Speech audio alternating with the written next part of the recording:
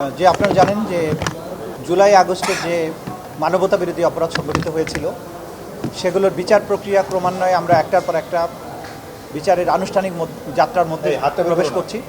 গত 5ই আগস্ট 2024 সালে ঢাকা মহানগরীর চানখারপুর এলাকায় 5ই আগস্ট বেলা 12:30 থেকে 2টা এই সময়ের মধ্যে 6 জন নিরস্ত্র শান্তিপূর্ণ বিক্ষোভকারীকে, তার মধ্যে অধিকাংশই ছিলেন তরুণ, তাদেরকে গুলি করে হত্যা করা হয়।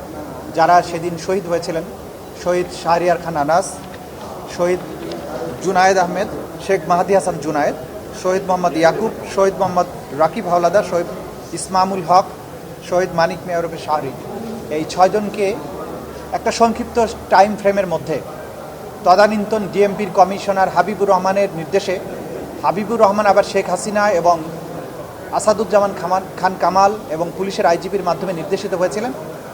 তারা সেখানে ওয়্যারলেস মেসেজের মাধ্যমে হাবিবুর রহমান লেথাল ওয়েপন ব্যবহার করে গুলি করে, যে শেখ হাসিনার নির্দেশ ছিল সেটাকে কমিউনিকেট করেন এবং অফিসারদেরকে নির্দেশ দেন গুলি বর্ষণের জন্য।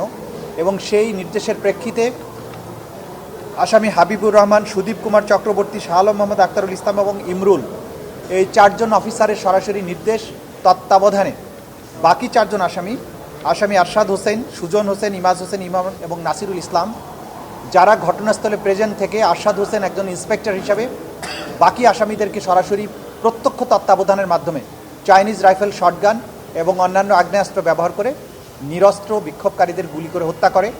এবং তাদের এই যে হত্যাকাণ্ডের যে দৃশ্য, হত্যাকাণ্ড চলাকালীন সময় তাদের পুরো এই ঘটনাগুলো বিভিন্নভাবে ভিডিওগ্রাফড হয়ে যায়। টেলিভিশন, সামাজিক যোগাযোগ মাধ্যম সহ বিভিন্ন মাধ্যমে তাদের এই হত্যাকাণ্ড সংগঠিত করার দৃশ্যগুলো গোটা দুনিয়া এটা দেখতে পায়। তাদের বিরুদ্ধে দীর্ঘ তদন্ত শেষে চার্জশিট দাখিল করা হয়। চার্জশিট দাখিলের পরে আনুষ্ঠানিক অভিযোগে আমলে নেওয়া হয়।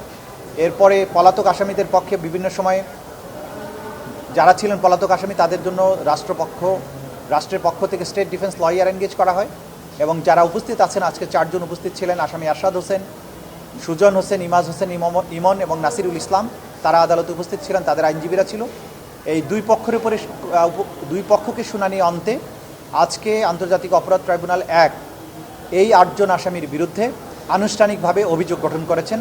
অভিযোগটা হচ্ছে 5ই আগস্ট 2024 সালে ঢাকা মহানগরীর চানখারপুর এলাকায় মানবতা বিরোধী অপরাধ সংগঠনের মাধ্যমে 6 জন তরুণকে গুলি করে হত্যা করা।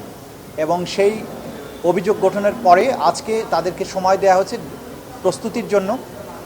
আগামী 10 আগস্ট তারিখে প্রসিকিউশনের পক্ষে আনুষ্ঠানিক যে অভিযোগের পরে যে ওপেনিং স্টেটমেন্ট বলে, সেই স্টেটমেন্টের জন্য দিন ধার্য করা হয়েছে। এবং 11ই আগস্ট থেকে এই মামলার আনুষ্ঠানিক সাক্ষ্য গ্রহণ শুরু হবে এবং সেই দিন প্রথম সাক্ষ্য গ্রহণ অনুষ্ঠিত হবে। তিনি কোথায় ছিলেন এইটা মামলার বিচারের মধ্যে দিয়ে প্রমাণিত হবে, ট্রায়ালের বিষয়। এটা উনি আজকে কি বলছেন, দ্যাট ইজ টোটালি ইমম্যাটেরিয়াল।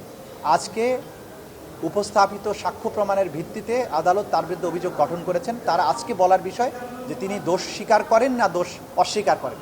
তিনি অস্বীকার করেছেন, অস্বীকার করলে আনুষ্ঠানিকভাবে বিচার করতে হয়, সেই বিচার শুরু হয়েছে। এটা হচ্ছে তার ব্যাপারে কথা। সবাই নির্দোষ বলেছেন এবং ফৌজদারি কার্যবিধি বা আইনে অথবা আন্তর্জাতিক অপরাধ আইনে বা যে কোনো ক্রিমিনাল ট্রায়ালের অভিযোগ গঠনের সময়ে অভিযুক্ত যারা থাকে তাদেরকে অভিযোগ পড়ে শুনানোর পরে জিজ্ঞাসা করতে হয় যে আপনারা কি দোষ স্বীকার করেন। দোষ যদি স্বীকার করে তাহলে বিচার এখানেই কনভিকশন দিয়ে ফেলতে পারে কোর্ট। আর যদি দোষ স্বীকার না করে যে আমরা নির্দোষ, তখনই বাদী পক্ষ যেটা বলছে যে তারা দোষী, তখন তাদের দোষ প্রমাণের জন্য সাক্ষ্য প্রমাণের প্রশ্ন আসে। তো তারা যখনই অস্বীকার করেছেন তখনই এটার বিচার শুরু হওয়ার প্রশ্ন আসছে। একটাই অভিযোগ, একটাই চার্জ, 6 জনকে গুলি করে হত্যা করা 5ই আগস্ট। গুমের ব্যাপারে আপনারা জানেন যে আসামি শেখ হাসিনা সহ যে গুমের জন্য আনুষ্ঠানিক যে মামলাটা হয়েছে, সেই মামলাতে একজন আসামি গ্রেপ্তার আছেন, যিনি জিয়াউল হাসান। এই জিয়াউল হাসানের বিভিন্ন অপরাধের সাথে সম্পৃক্ততার প্রশ্নে আন্তর্জাতিক অপরাধ ট্রাইব্যুনালের তদন্ত সংস্থা যে সমস্ত তথ্য প্রমাণ সংগ্রহ করেছে, সেখানে দেখা যাচ্ছে যে নারায়ণগঞ্জের 7 মার্ডার কেসে যে কয়েকজন মৃত্যুদণ্ডপ্রাপ্ত আসামি আছেন, মেজর তারেক সাইদ বা lieutenant colonel Tarek Sayed, commander Rana এবং আরেকজন মেজর আরিফ, তাদেরকে জিজ্ঞাসাবাদ করা দরকার। কারণ তারা জিয়াউল হাসানের ব্যাপারে অনেক কথা ওই মামলাতে বলেছেন। এবং তারা যেহেতু র্যাপিড অ্যাকশন ব্যাটালিয়নে সেই সময়ের দায়িত্বরত অফিসার ছিলেন, জিয়াউল হাসান সাহেব তখন এডিজি অফিস হিসাবে দায়িত্ব পালন করতেন র্যাবের। জিয়াউল হাসানের বিভিন্ন গুম করার নির্দেশ দেয়া বা বিভিন্ন অপরাধের ব্যাপারে তাদের জানাশোনা আছে। সেই কারণে তদন্ত সংস্থা যে কোনো ব্যক্তিকে জিজ্ঞাসাবাদ করতে পারে তদন্তের প্রয়োজনে। এই যে তিনজন ব্যক্তির ব্যাপারে আমরা বলেছি তাদেরকেও জিজ্ঞাসাবাদ করা দরকার, কিন্তু যেহেতু তারা অন্য একটা মামলায় মৃত্যুদণ্ড প্রাপ্ত হয়ে হাই সিকিউরিটি প্রিজনে আছেন, তাদের জিজ্ঞাসাবাদ করার জন্য আদালতের অনুমতি প্রয়োজন। এই কারণে আমরা ট্রাইব্যুনালের কাছে দরখাস্ত করেছিলাম। ট্রাইব্যুনাল আজকে অনুমতি দিয়েছেন যে জেলখানার ভেতরে গিয়ে আমাদের তদন্ত সংস্থা তাদের জিজ্ঞাসাবাদ করতে পারবেন এবং তাদের বক্তব্য রেকর্ড করতে পারবেন। সেটা তদন্ত শেষে প্রমাণিত হবে যে সাক্ষী হবে না আসামি হবে, এটা তদন্ত শেষে বলা যাবে। নজির আছে কিনা সেটা আমাদের বিষয় না। তারা বাংলাদেশে এখন এই মুহূর্তে আছেন, আইন অনুযায়ী আমরা যে কোনো ব্যক্তিকে জিজ্ঞাসাবাদ করতে পারি। যেহেতু তারা আমাদের এখানে যে বিচার্য মামলাগুলো আছে সেই মামলার ঘটনার বিষয়ে তারা জানেন, আন্তর্জাতিক অপরাধ ট্রাইব্যুনালের দায়িত্ব হচ্ছে তাদের জিজ্ঞাসাবাদ করা। জিজ্ঞাসাবাদ করতে হবে, আইনে তাদের সেই অধিকার আছে, কিন্তু যেহেতু তাদের একটা রায়ের কারণে তারা কারাগারে আছেন, সেই কারণে তাদের আদালতের অনুমতি নিয়ে জিজ্ঞাসাবাদ। সব বিষয় তো এখানে মিডিয়ার কাছে বলা যাবে না। জাহাজবাড়ির মামলার তদন্ত করতে গিয়ে দেখা গেল যে যাদেরকে ওখানে গুলি করে হত্যা করা হয়েছিল সেই লোকদের বিরুদ্ধে একটা মামলাও তারা করেছিল। তারা আসলে ওখানে জঙ্গি অপারেশন বা নানান ধরনের অস্ত্রশস্ত্র তাদের কাছে ছিল ইত্যাদি বলে সাজানো যে মামলা একটা হয়। যখন আপনারা জানেন যে এই ধরনের এক্সট্রা জুডিশিয়াল কিলিং যখনই হয়েছে সেখানেই একটা মামলা তারা দিয়েছে যে তারা আসলে অস্ত্র বহন করছিল বলে তারা ক্রস ফায়ারে মারা গেছে, দিস অ্যান্ড দ্যাট। সেই যে মামলা তারা করেছিল সেই মামলার নথিটা আমাদের প্রয়োজন এই মামলার ইফেক্টিভ তদন্তের জন্য। এই কারণে সেই মামলাটা যেখানে এখনও বিচারাধীন আছে সেই কোর্ট থেকে আমরা মামলার নথিটা তলব করার জন্য আদালতের কাছে অনুমতি চেয়েছি। সেই মামলা বিশ্লেষণ করা প্রয়োজন বর্তমান মামলার তদন্ত সম্পন্ন করার জন্য।